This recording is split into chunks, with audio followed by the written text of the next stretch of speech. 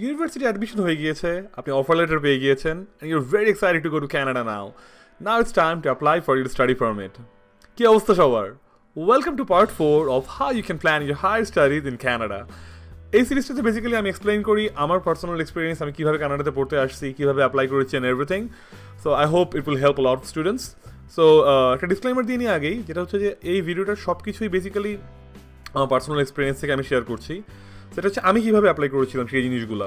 I could be wrong in some cases, but if I give any miss information, don't hesitate to correct me in the comments below.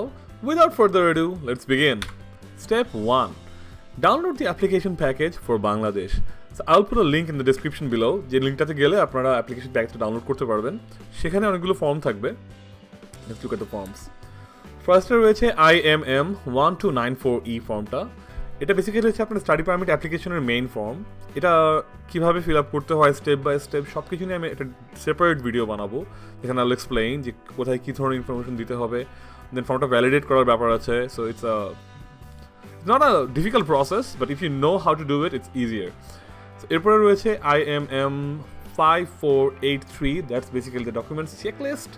এছাড়া আছে 5645, যেটা হচ্ছে it's a very important form as well. এটা হচ্ছে family information form, যেখানে আপনি আপনার নিজের ইনফরমেশন, আপনার স্পাউস বা আপনার চিলড্রেন থাকলে তাদের ইনফরমেশন, আপনার ফ্যামিলি মেম্বার্স, আপনার সিবলিংস এবং আপনার প্যারেন্টস, তাদের ইনফরমেশনগুলো ফিল আউট করতে হয়। This is a very important document for Bangladeshi citizens if they want to apply for any kind of Canadian visa.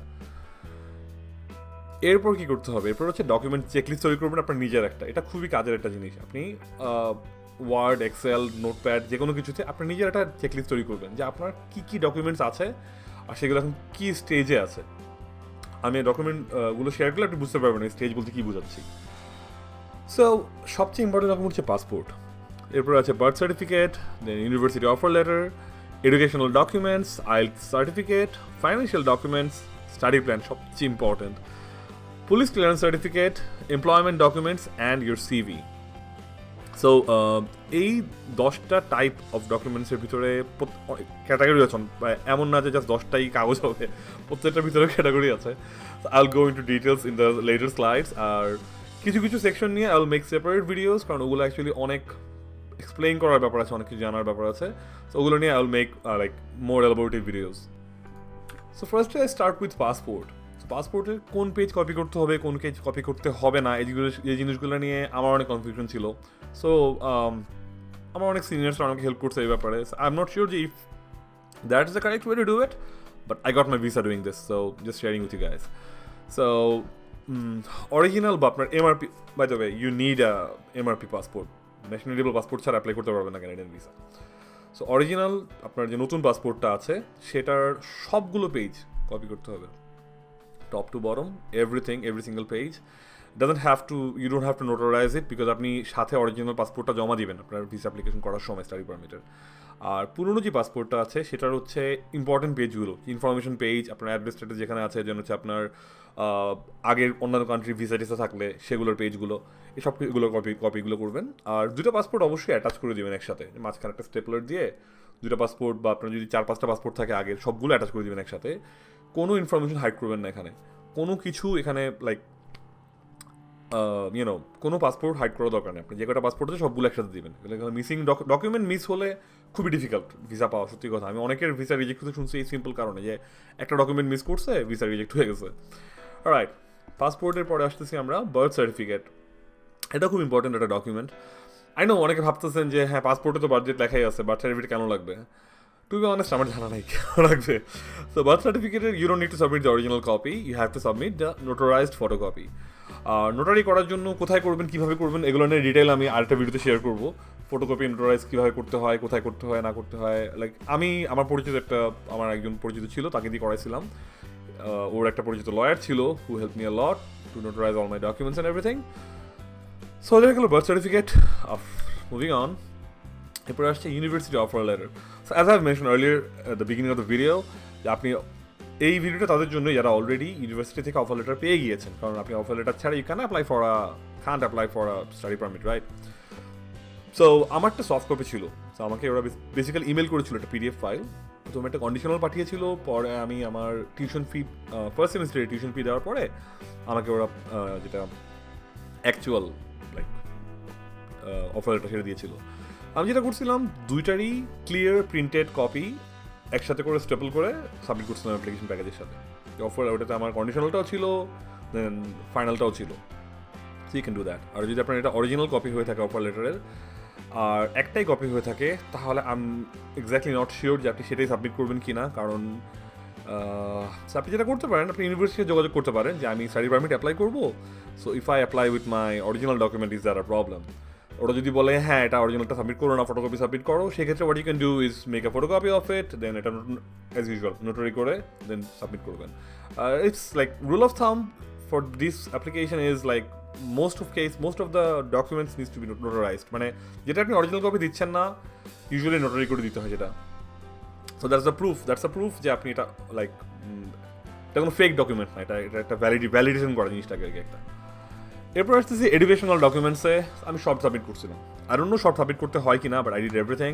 সবগুলোর ফটোকপি করে নোটারি করিয়ে দেন হচ্ছে সাবমিট করেছিলাম আমি।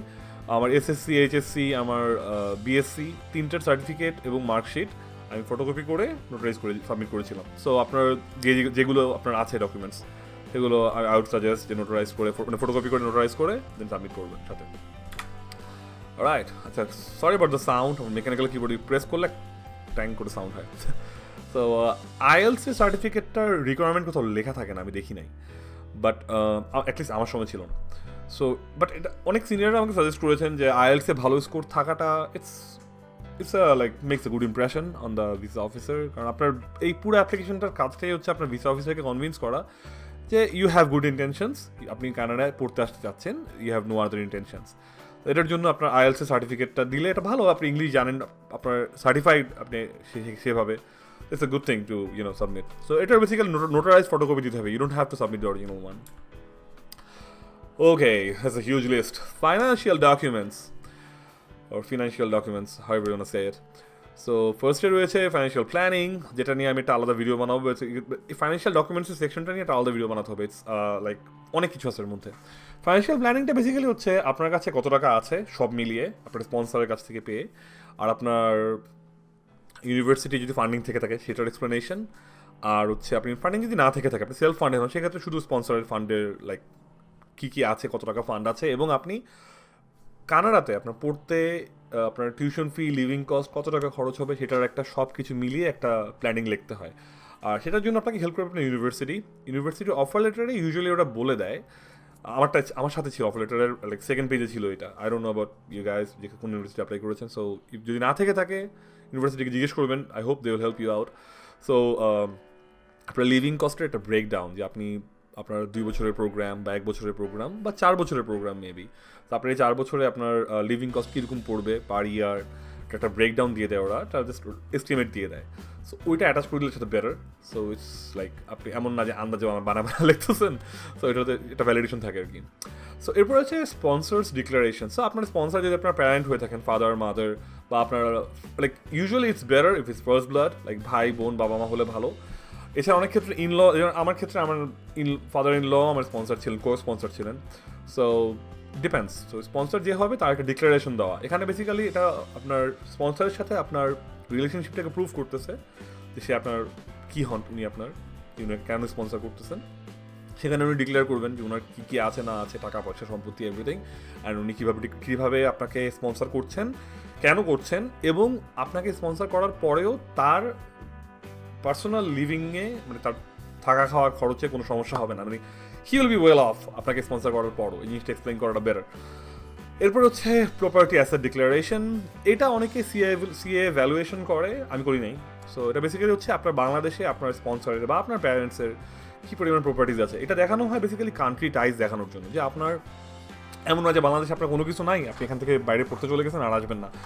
এটা প্রুফ করার জন্য দেখানো যে আপনার হচ্ছে লাইক বাংলাদেশে আপনাদের কীরকম অ্যাসেট আছে। তো আপনার ফ্যামিলির যদি কোনো জায়গা জমি থেকে থাকে সেটার একটা ভ্যালুয়েশন করিয়ে এটা বেসিক্যালি বেটার হচ্ছে ট্যাক্সের পেপার বলার সময় আমি বলবো যে আপনার ট্যাক্সের অ্যাসেসমেন্ট পেপারে আপনার বা আপনার স্পন্সরের ট্যাক্স অ্যাসেসমেন্ট পেপারসে যেভাবে করে ডিক্লেয়ার করা থাকবে যে আপনার অ্যাসেটের ব্যাপারটা, সেভাবে করে ডকুমেন্টগুলো সাবমিট করতে হবে।